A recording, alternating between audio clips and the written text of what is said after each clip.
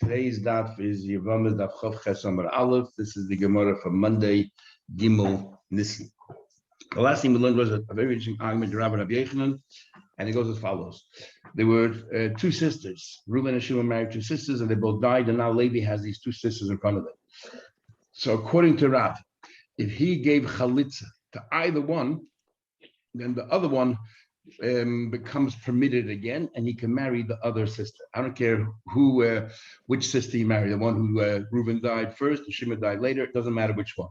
Rabbi Yechanan disagrees. Rabbi Yechanan says, regarding Reuben's wife, as soon as Reuben died, she was permitted to Levi. But a month later, Shimon died. So now she's forbidden to Levi because she's a sister of the one of Yezakuk. Then, if you give chalitza to that second woman, so the first woman goes back to her original heter. So Rabbi Yechanan holds it's only limited to the first wife. But Rabbi Yechanan says you cannot give chalitza to the first wife of Reuben, let's say, who died first, and then go ahead to Shimon and give him the chalitza, and marry her, because as soon as Shimon died, she was usher from the very first moment to Levi, because she was a sister of an existing zakuk. And Rabbi Yechanan holds once you're usher, it doesn't become permitted. It's only the first wife was permitted, and then became usher, then became permitted again. That's the argument of Rabbi Yechanan. And we asked a question of Rabbi Yechanan from our Mishnah. We said we just learned in the Mishnah there were four brothers. Reuben and Shimon married to two sisters, and they both died. And then now is Levi and Yehuda. Each one now has two sisters tied to him. Each woman there is a sister of the Zakuk. So it says in the Mishnah, give them chalitza no yibum. And we asked the question, according to Rabbi Yechanan, why don't you just give chalitza to the second, the one who died, her husband died later, and then the first one could be married to either of them? And Rabbi Yechanan said, I don't know. Good question. I don't know who the author of the Mishnah is. The Gemara went through yesterday a number of possible answers, and we reject each one. So now we're up to finally the last final explanation. We're trying to exhaust all the possible explanations why Taka the Mishnah doesn't suggest give chalitza to one of the second, the one who became a Yevamos second, and then marry the first one. So the Gemara says over here, when we're about 4 lines above the middle of the two dots there. It begins with V'lei Maleh. First line of Yesi Haglili. Why do we answer? A very simple answer. You know why our Mishnah doesn't suggest that? We don't know who died first. Reuben lived in one country, Shimon in another country, and we just don't know the timetable who died first. And that's why we can't suggest go give the chalitza to the second one and marry the first one. We don't know who the second one is. Says the Gemara, that's a question. If we don't know who the second one is, why does the Mishnah say, but they didn't listen? It says, if they didn't listen and they both married the sisters, whoever did, we forced them to divorce. Why? The first one who got married, the two brothers, Levi and Yehuda. Levi, let's say, got married first to one of the Yevamos. We could tell him, hey, you had no right to marry. Each one of them is a sister of your Zakuk. You had no right to marry. We forced him to divorce. We say, Man Shalilach, who gave permission? Elishniya, but the second brother, Yehuda, who married second, he can argue, 1 second, my brother, I think, gave chalitza to the second Yevama, and I'm here with the first one. In other words, it's a suffix if I did the wrong thing. And by a suffix, you don't force me out. The first brother definitely did the wrong thing, because I don't care first or second. Right now, you're marrying the sister of Yezakuk. But once he married her, there's no longer a problem of a sister of Yezakuk. The only problem is maybe she's already usher to you. It doesn't become mutter again. He says, maybe it's the other way around. Now that I'm married, maybe I ended up with the right woman, the one who became Yevama first. And we're not going to force someone to get based on the suffix. My friend, my brother-in-law married the one who the second Yevama, and I know the Shayla I'm marrying the first one. And that's why Rabbi Yechanan said, I have no idea who learned that Mishnah, because the Mishnah should have recommended that. Okay, he continued. Now we learned you have two sisters married to Reuben and Shimon, but let's say Shimon's wife happened to be Levi's mother-in-law, then Isa Erva on Isa of an Erva, so that she's out of the equation. So Levi's allowed to marry Reuben's wife. Because no longer the sister of a Zakuk. But Yehuda, for him, they're both permitted, and therefore each one of them, the sister of a Zakuk, he cannot marry either one of them. But Hasheni Asa B'Shtein, Yehuda cannot marry neither Reuben's wife nor Shimon's wife, because each one's the sister of a Zakuk. But as far as Levi is concerned, one of them is his mother-in-law. He can't marry anyway, so all he has left is available is one woman, so therefore it's permitted. Says the Gemara, right now we thought, continuing the theme before, who passed away first? Probably the mother-in-law is older than the other woman, so probably that we assume that Reuben was married to mother-in-law. Reuben died, and therefore all you have now left is Shimon's is Shimon's. Then Shimon dies a month later, so you have two sisters, but the mother-in-law died first. So Vamai Leike Chasim Liyavam. So now, so Shimon has every right. Sorry, Levi can marry Shimon's wife because obviously the mother-in-law is not tied to him, so he can marry Shimon's wife. And what does that leave? Only the mother-in-law, who was the first one, so she was permitted. Then she became usher when her sister's husband died. So therefore, let now Yehuda marry Reuven's wife because Yehuda said before that if when she became Yevamos, she was permitted for 5 minutes, even though afterwards she became usher because her sister's husband died. It doesn't matter. And then if the sister is taken out of the equation, the first one is permitted again. So why don't we allow Yehuda also to marry the so let therefore the chassan, the son-in-law, marry the other woman first. And then the Reuven's wife, who was the mother-in-law of Levi, now was permitted in the beginning, became asa because her sister became available. Now she became permitted again because the sister was married to Levi or received a chalitza. And therefore she should be permitted. Amar Papa, who told you that the mother died first? Now the other woman is the one who died first. And since the other woman is only available to Levi, because Levi can't marry his mother, so Levi marries the other woman. And now Yehuda can't marry either one because the one Reuven's wife is taken up, and the only one left is Shimon's wife. But Shimon's wife, from the moment that Shimon died, she was usher because it was a sister of his Zakuk. Abelazar said that Beishamai says that they can live together. If they didn't listen, they defied us, they can remain married. Tanya looked in the Brisa, different versions. Abelazar Beishamai says they can live together. If they defied us, they can live together. The case of two sisters and two brothers afterwards, if each one married, let them remain married. If Basil says Yetzi, they have to divorce, but they defied us, divorce. So Basil actually is more machmir here. Rab Shimon says no, they can stay together. And Abba Shaul says Kal hoyu lehem leBasil. I have a different version now. I believe Basil is the one who's lenient. Beishamai says Yetzi. Beishamai says they have to divorce. So Basil and Yekaimu, they can remain married. So Gemara wants to know Rab Shimon. So what Rav Shimon says they should stay together. What's he trying to say? Come on, who is he following? Iki Beishamai, is he saying I follow Beishamai? He says I hold that Beishamai says you can live together. No, Hainu Rabbalaz said the same thing. The Beishamai said they can live together. What's Rav Shimon adding? And Iki Beisil, if he say, look, no, I'm following Beisil because I follow like Abba Shaul. That Beisil is the one that says that they can live together. No, that Abba Shaul said that. Hainu Abba Shaul. So what's Rav Shimon adding? So Shimon is the third opinion. He says there's no argument. It's not even an argument to Beishamai on this matter at all. Okay, then it said if one of them was an erva, right? The Mishnah said if one of these people were an erva, was an East, let's say Reuben and Shimon married to sisters, and Shimon's wife was forbidden to Levi, so then Shimon is allowed to marry Reuben's wife because it's not the sister of a zakuk. And the second brother, and Yehuda cannot marry either one. Says the Gemara, we looked already before in the first parak. We said before that if, let's say, there's Reuben, Shimon, and Levi, and Shimon, who happened to be the mother-in-law of Shimon, Reuben, Shimon's wife's sister, Rachel and Leah, and Shimon's wife was the mother-in-law of Levi. So then Levi's allowed to marry Reuben's wife because not the sister of a zakuk, because her mother was never a zakuk to him. So we already know this principle. Why repeating it here? The only difference between this Mishnah and the previous Mishnah is because in the previous Mishnah there's only one brother, Levi, and we're discussing what happens with him. Here we're talking about is Levi and Yehuda. So Levi can marry the other one, and Yehuda can't marry either one. And there's a chiddush involved over here. It says the Gemara, can have a choice because the erva doesn't count. We need it. We need this case as well. Why? We only do the case there's only one surviving brother. I would say there's no problem. He's only one surviving brother, and there's only and therefore obviously he can't marry his mom. He'll marry another woman, and that's it. There's no issues here. Here to have two brothers. If we say to brother Levi, you can marry Reuben's wife because Shimon's wife is a mother, you can't be married Reuben's wife, then we'll think that Yehuda can marry Shimon's wife. Levi couldn't marry Shimon's wife, his mother-in-law, but Yehuda can. We won't realize there's a difference between two brothers.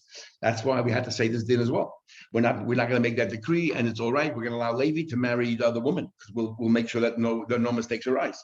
In this case, the fact that we tell Yehuda don't marry either sister, that tells us that generally speaking, you cannot marry the sister of your zakuk. So we'll know because we see that Yehuda can't marry. Other people watching will realize what's going on here. Hasim the Lekka Sheni, but in the case there's only one brother Levi, and we see him marrying one of the women. Okay, we know that he can marry his mother-in-law. We see him marrying the other one. What are we going to think? That you're allowed to marry the sister of your zakuk? Aim alone. If it's tell you in both cases, we're not going to make these gzeidas up on our own. Next case, it says in our mission here, but what happens if it's an Isa Mitzvah, it's only Isa Rabbanon, or Isa Kedusha is only Isa Lab? Then we say, look, Mehat Torah, you can marry your Yibum, so in Rabbanon, we don't allow you. So therefore, you still do not marry if there were two sisters. We're going to say that technically it's still considered Achois Kukas. It's different than Erva. It's only Isa Mitzvah. So that since in theory you can marry her. So you have two sisters. Each one's an Achois Kukas. You cannot even marry the other woman as well, the other sister as well. You have to give her chalitza.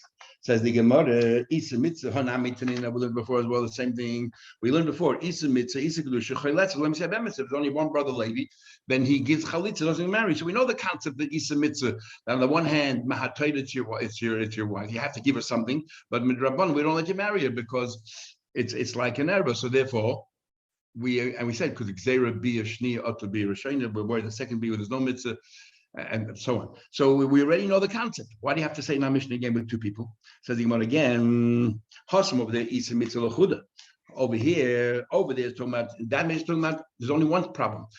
Your sister-in-law is an Isa Mitzvah. So we tell you it's Reuben and Shimon, two brothers. Reuben dies, and the woman there is an Isa Mitzvah, like a grandmother or something to Shimon.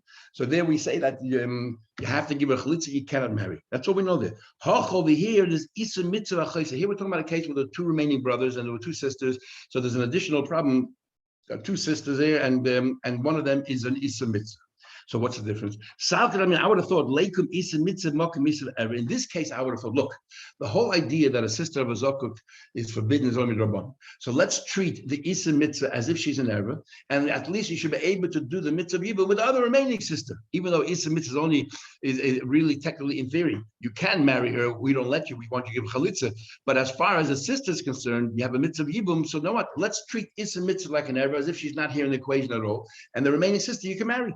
But Tisyabim will marry a sister. Kamash says, what do you mean Tisyabim? How can you think you can be miyabim the other sister? It's a sister of a zakuk. Because since Madraisa Ram Yakamei, Mahatari, you could marry this Isa Mitzvah. So Kapoga Bachos Kukosi, the other woman is Achos Kukosi, the sister of a zakuk. How can you even think that you should marry her? That you need to tell me not to. And so Gemara says, how could I never thought? But mitzvah of Rabbanon. I would have thought because of the mitzvah of Yibum, we're going to suspend the Isser of a sister of a Zakuk. It's only Rabban anyway, this whole idea, the sister of a Zakuk, because it looks like the sister of your wife. But it's not really your wife. So maybe we'll suspend that Isser in order to enable you to marry the remaining woman. No, that you have to give Chalitza and you cannot marry. Then it says, it says, if one of them, you're talking about over here, if we two brothers, if one of them is, we said again, Reuben and Shimon, married two sisters. Reuben's wife was forbidden to Levi. Shimon's wife was forbidden to Yehuda. In that case, each one of them can marry the other one because each one of them does not have a sister of a Zakuk. Says the Gemara Hasulam again, it's the same theory, the same idea that the Erba doesn't count. Is not attached to you. Who cares? We're talking about one brother, two brothers. We need it. If you have two brothers, since the second brother is not allowed to marry either one, right? There's only us to one person. So Levi can only marry one of the women. And then Yehuda, we say, can I marry either one? Because each one is the sister of a Zakuk. Okay, the fact that we don't allow him to marry anyone tells us we know the din now about a sister of a Zakuk. Over here, both brothers, Levi and Yehuda, are both going to get married to one of the sister-in-law. Levi will marry the sister-in-law permitted to him, and Yehuda will marry the sister-in-law permitted to him. Then people who don't understand what's going on here, the nuances, they're going to say, you're allowed to marry the sister of Yizakuk. Maybe we should prevent it. That's why we need this din. Over here, the fact that we don't allow each one to marry whoever they want. We force Levi to marry this woman and Yehuda to marry this woman, and people ask why this way. And we're going to be told because otherwise it'll be Achos Kukasa here because of the Erba is permitted. Therefore, we'll know.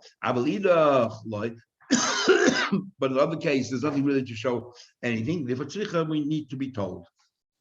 Then we continue further. We say Zui Shamra. This is what we say that the sister of the Erba you could either marry or give Chalich to.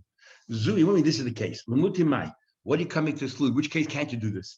Lamuti Isa Mitzvah. If the sister is only an Isa Mitzvah to you, then you cannot marry the remaining sister because technically, Torah, you can marry either one, and therefore each one is a sister of a Zakuk. or in the case of two brothers, Reuben and Shimon both married to an Isa Mitzvah to Levi and Yehuda. Reuben's wife is Isa Mitzvah to Levi, a grandmother of Levi, and Shimon's wife is a grandmother to Yehuda. So again, we learned this before. Hainu half the same thing, the same principle. What's the difference if it's only one brother that she's also to? What's the difference if both brothers or Reuben and Shimon's both wives are forbidden to Levi and Yehuda? No. I would have thought, when do we say that we don't consider an Isser of a mitzvah which is only Rabbanan and treat it as if it's an erva and therefore she's out of the equation? We're worried about the second brother that if the second brother can go ahead and if we can allow the second brother to marry, then we can have a problem. But in other words, if we're going to say to the first brother, you can marry, Isa Mitzvah is out of the equation, you can marry the other woman, so the second brother will think, well, then I can marry the remaining one. So we're worried. That's why we say no. There's no problem. There's no problem because both of them are allowed to marry. If we're going to say that Isa Mitzvah is like an error, so Levi will end up marrying one and you'll end up marrying another one, there's no problems will arise from it. And because they're both married. No, we're not making these errors. Says Rabbi Yehuda, we had this a long time ago in the beginning of the Masechta. In the first Mishnah of Masechta, we have 15 cases of arayos. And then the Mishnah says over there that these cases, we start off with a daughter, a daughter's daughter, a daughter, son's daughter, and so on, and a daughter, and so on, and a mother. And then we said over there that then we talked about that the tzara of the Erev is also forbidden to you. And then the Mishnah concludes that even the tzara of the tzara, and no matter how many times they get married further down the track, if one of the people that was also to Levi keeps on getting married to another brother, it always remains also to Levi, the tzara of a tzara. And then the Mishnah said over here that you have a case of also lazeh is mutul lazeh, and so on. It says in Gemara. And this is what Rabbi Yehuda says as well. But in all 15 cases, I say, if, for example, two sisters, and one of the sisters is forbidden to Levi, then the other one, the one remaining one remains is mutter to Levi because it's no longer the sister of Yuzak. Any one of these 15 ervus. That's what I say. That's what he uses the name of Rab. In all 15 cases, the and the sister, the remaining sister, if she becomes a sister-in-law, have a choice. You can be miyabim the other sister because one of the sisters is one of the 15 arayos in the Mishnah. Says the Gemara, Rabbi Yehuda says no. Mitargim, he says it only applies from the case number 7 onwards. Onwards. Like your daughter, no. My time, but why? Because what's going to happen? Levi and Yehuda, but each one of them has a daughter, right? Who end up marrying Reuben and Shimon. But these two daughters are sisters. Now, how can Levi and Yehuda, each one of them have a daughter that's a sister of each other? Must be that they share the common mother. But if Levi would have married a woman, Yehuda has no right to marry the woman because if Levi would have married a woman, if it's divorced her, Yehuda can't marry your brother's wife. Only Yibum, only by Yevamos, but there's no children. Otherwise, even though he divorced, Levi divorced her, Yehuda can marry. So how is it possible for Yehuda and Levi to both of them have daughters from the same woman? The only way it's possible is if she was raped, if she was a victim. If Levi, let's say, raped her and had a daughter, then Yehuda is permitted to marry her. So, and that's a case not of marriage, it's a case of anusa, and that she's a victim. And then Reuben and Shimon both married these two girls. So now you have a case where Reuben's daughter is forbidden Reuben's wife is forbidden to Levi, so the other woman is permitted, the sister is permitted, and Shimon's wife, the daughter of Yehuda, is forbidden to Yehuda, and the other woman is permitted. The Mishnah didn't want to learn that, says he, because that's not talking about marriage, and we're only talking about marriage. So those 6 cases don't count when we say mutter to one is forbidden to the other one. Says the Gemara, the first 6 cases, which are all similar to the case of a daughter, in my time of why, even the only way it's possible is if it was done by force. But not by marriage. I'm talking about marriage, not talking about where she's forced. Abaye says, who cares if it's marriage or divorce? The cases are still a valuable lesson in life and therefore a valuable lesson in halacha, and therefore we're talking about all 15 cases. It doesn't matter if it's done she's the mother's a victim. We're not interested so much in the mother's relationship, we're more interested in the outcome between the 2 brothers and the next 2 brothers. Since it's possible also to one and mutter to the other, if you want to learn that, talking about victim, fine. And we don't care how it happened. I'll tell you what I do agree. There is one case in the Mishnah that can have a case of mutter to the also there. The only way that you can have a brother-in-law that didn't exist in the beginning, but that came around afterwards. Two brothers-in-law, two brothers. That so therefore one woman is usher to one of the brothers, and the other who wasn't around in the beginning, and the other woman is usher to other brothers can only work out according to Rav Shimon. According to Rav Shimon, hold. I don't care when the brother was born, whether it was born after Reuben died, whether it was born after the woman married Shimon. In all cases, it's considered the age of Ach Shel Hay B'Lamed. So it's never possible to be mutter to one of these brothers who wasn't around and also to the other one. Only according to Rav Shimon. If you remember what Rav Shimon said is the way we learn, not Rabbi Yeshua. The way we learn Rav Shimon is, Rav Shimon holds, and we'll see in a minute, if Reuben dies, and then let's say Levi was born. Levi is forbidden to Reuben's wife. And now if Reuben's wife marries Shimon, she's still forbidden to Levi, because once she was permitted, Levi was forbidden to her, it remains forever. But if Yehuda was born after Shimon married, as far as Yehuda is concerned, it's Shimon's wife. So Yehuda can marry Shimon's wife, and Levi can't. So if we add a total of, more explain in a minute, a total of 6 brothers, we'll find a case where it's forbidden. What's forbidden to one brother is permitted to the other one, or it's forbidden to the other one is permitted to this one. And as more explain in a minute. So therefore, we don't want to get involved in an argument with Shimon Chamid. Look at my. Rab Safra, Metargim, he says no. Af ages ochil. I don't care if it goes going to Shimon. It's still we can still learn it mutter to one, us to the other one. Umishkachla, how do you find it? Bishisa achit, 6 brothers were libet Rab Shimon, and the Gemara explain the situation. B'simanach, and the simon to remember is as follows. Mace, and the Gemara will spell it out. So we'll just Mace, the first brother died. Noilid, the 5th brother was born. The Yibim, the second brother married her. Mace, and then the second brother died. Noilid, the 6th brother was born, the Yibim, and the 4th brother married her. The Gemara spells it out. Reuben v'Shimon nesuyin shtei achayis. You see, the Gemara always talks about Reuben and Shimon as well. Reuben and Shimon are married to 2 sisters, Leah and Rachel. And Levi and Yehuda, 2 other brothers. There was Levi and Yehuda. They were nesuyin shtei nachim. They were married to other women. Mace Reuben, when Reuben died, Noilid Yisachar was born. Now Yisachar cannot marry Reuben's wife. Even if Levi in turn marries Reuben's wife, it's too late. It's also. The Yibim Levi married her. But then Mace Shimon then died. So now, as far as Shimon's wife is concerned, Yisachar is perfectly a Yavam, because he was around. But then Noel Zvul was born a week later. So he is usher on Shimon's wife. The Yibim Yehuda married Shimon's wife. And then what happened was Mace Levi Bonnie and Levi also died without any kids, childless. The Naflu Kam Yisachar was not there before Yisachar's womb. So Reuben's wife, who ended up with Levi, is forbidden to Yisachar, but permitted to Zvulun. Shimon's wife, who is forbidden to Zvulun because Zvulun was born afterwards, but permitted to Yisachar because he was around. One's forbidden to one, permitted to the other one. And okay, and that's a case of so each one can marry the other women. So he had the same thing even by Eshazach if he followed up Shimon. Says the Gemara, if that's the case, Lomali Yibim Yehuda, why do you need that Yehuda then should marry, let's say, Shimon's wife? It's the same thing. Let's say that Yehuda never married. Shimon's wife is still a free woman, but since Shimon's wife is forbidden to Zvulun because he was born afterwards, you have the same situation. So she'll be a sister of Reuben's wife, who now ends up with Levi, and the same thing. Yisachar can marry one, and Zvulun can marry the other. Why is it relevant to tell us that Yehuda remarried? So you're right. As far as Shimon's wife is concerned, we don't care whether she married Yehuda, she didn't marry Yehuda. It's the same problem. Zvulun is forbidden to her. But we are also our Mishnah also talks about Sarah. So we're looking for a case where this impacts on the co-wife. So that's why we said Yehuda, who already had an existing wife, married her. Tzara. So okay. If you're telling me that the Mishnah is giving us examples of every possibility of a wife, and then of a co-wife, what about a co-wife, which the Mishnah concludes Saras.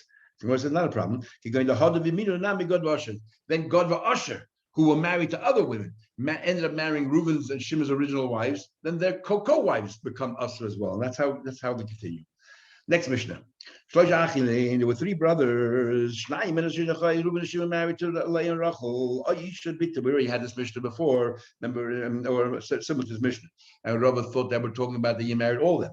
You should be a woman and a daughter, or you should be a woman and a granddaughter, or you should be a woman and a grandson. In other words, one that you have 2 women here that each one of them is you can't marry both. You can't marry both. So what do you do in this case? But each one, they're both zakuk to you, but you cannot marry both. So you can't marry any of them because it's the daughter of your zakuk, it's the mother of your zakuk, it's the sister of your zakuk. So therefore you cannot marry them, you have to give chalitza.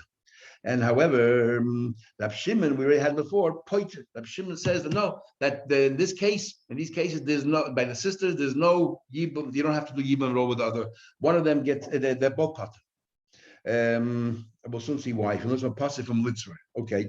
But one of them, let's say the mother or daughter, let's say was forbidden to you because, or yeah, let's say the mother was forbidden to you because she's your mother-in-law. And then then you're like I had before. You can't, let's say, two sisters, and one of them was your mother-in-law. Okay, so she's forbidden to you. Then the remaining sister is permitted, which is exactly what we had before. We're going to explain. Isa mitzvah, Isa kedusha. But let's say that one of the sisters is only also rabbanon to you, or only also a lav of the Torah. Then, since in theory they're both permitted to you, chotzes v'loy misyavnas. You can only give chalitza. You cannot give yibum at all. So first, let's understand. Tanya b'shimon patzes by both mina chalitza or mina yibum. Patzes by both chalitza and yibum. It says the isha la chalitza lesikach chalitza. Do not take a woman and a sister. Do not take them litzeroi. So normal taich is you shouldn't take them both to marry them both because they'll become rivals. But he dashens b'shah shenaset tzara zulu zu when they become like ko Yevamos. Leisikach means don't marry either of them. If they both become the two Yevamos, our sisters, there's no mitzvah even there whatsoever. Okay, that's Rav Shimon's view. Then we said if one of them is an erba, we just learned that on the top of the page. That if one of them is an erba, she's out of the equation, and the remaining sister is permitted. Hainuhach says, what are you right? La Rav Shimon Isach, where this chiddush is according to Rav Shimon, who just told us that two sisters, there's no mitzvah yibum. So Salkedat, I would have thought, Rav Shimon holds. Stay achayis, two sisters. If two sisters come to you, and now you have to marry one of them. There's no yibum at all. There's no chalitz at all. So I would have thought in the case where one of them is forbidden to you, is maybe we should let us say we don't want you to marry the remaining one because people make a mistake. They'll see two sisters, you're marrying one of them, they'll think you can always do that. I'm not worried. Two sisters, there's no mitzvah yibum at all. If one of them is forbidden to you, go ahead and do the other one. Okay, we'll take. Let's continue to the Mishnah, and then we'll take a pause. Isa mitzvah says Rav Shimon. Yeah, there's an Isa mitzvah. So if there's an Isa mitzvah, that means in theory, Mahatayla, she's bound to you. It's only Rabbanan that we don't want you to marry. So since Mahatayla, she's bound to you, so you have two sisters. Rav Shimon just said if you have two sisters, the Torah says there's no yibum. So what do you mean if you have if there's an Isa mitzvah, you give chalitza? What's that going on? What kind of chalitza? In Mahatayla, you have two sisters bound to you. Your parts are completely according to Rav Shimon because it says litzra.